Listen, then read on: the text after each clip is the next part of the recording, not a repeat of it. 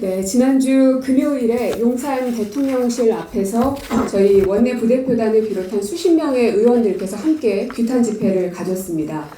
윤석열 정부의 이 뻔뻔함과 독단적 행태에 대해서 더 이상은 그냥 놔둘 수가 없겠다.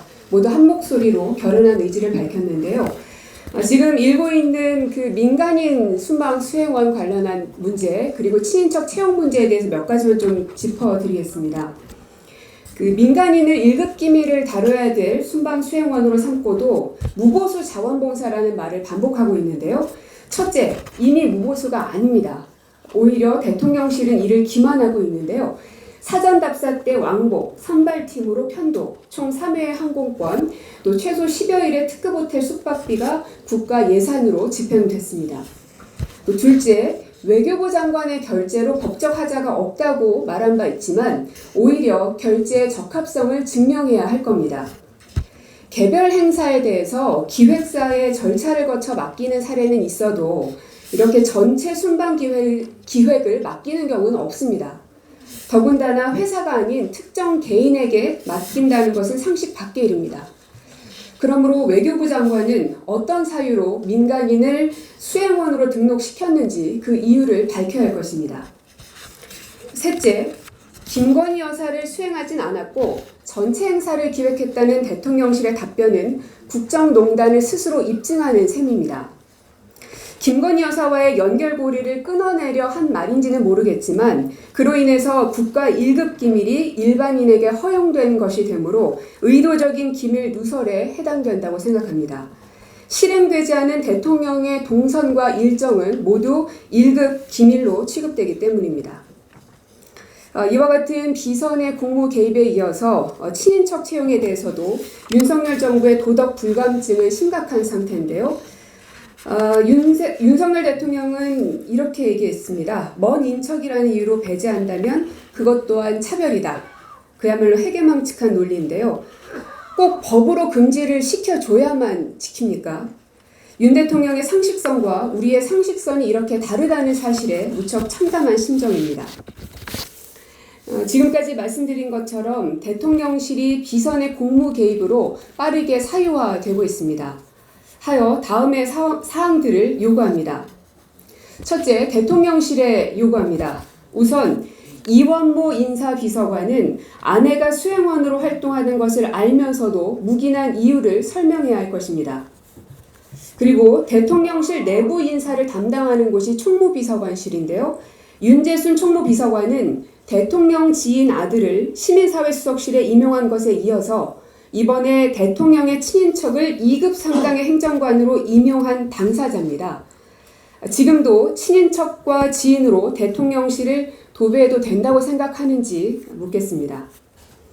그리고 대통령과 여사, 또 대통령실의 직원들의 비리와 부정부패를 관리 감독해야 할 곳이 공직기강 비서관실입니다. 이는 이시원 공직기강 비서관이죠. 이 모든 사안들을 알면서도 눈을 감았는지 사태 파악조차 못하고 있는지 소상히 밝혀야 할 것입니다. 지금의 대통령실은 그야말로 엉망진창입니다. 검찰 출신 대통령 아래 인사, 재정, 관리감독 모두 검찰 출신으로 대통령의 측근 일색입니다. 이 검은 카르텔을 깨지 않고서는 대한민국 대통령실의 이 자정 능력은 기대하기 어려운 상황까지 왔습니다. 둘째, 김건희 여사는 대선 당시의 약속을 지켜주십시오. 아내 역할에만 충실하겠다고 대국민 약속을 한 바가 있습니다. 대통령이 되는 순간 여사가 되는 것은 선택의 영역이 아니니 헛된 거짓말은 하지 말라고 했지만 끝내 대국민 사기극을 연출했습니다. 또한 지난 2달 동안 김건희 여사의 지인이란 말 한마디면 대한민국의 모든 시스템은 무너져 내렸습니다. 코바나 콘텐츠 직원 2명 채용, 대통령 외가 6촌인 친인척 채용, 이원모 인사비서관 아내의 대통령 순방 수행원 채용, 이 모든 인물들의 중심에는 김건희 여사가 있습니다. 이 나라의 대통령이 누구인지 헷갈릴 지경입니다. 대선 당시의 약속대로 모든 여사로서의 행보를 멈춰 주십시오.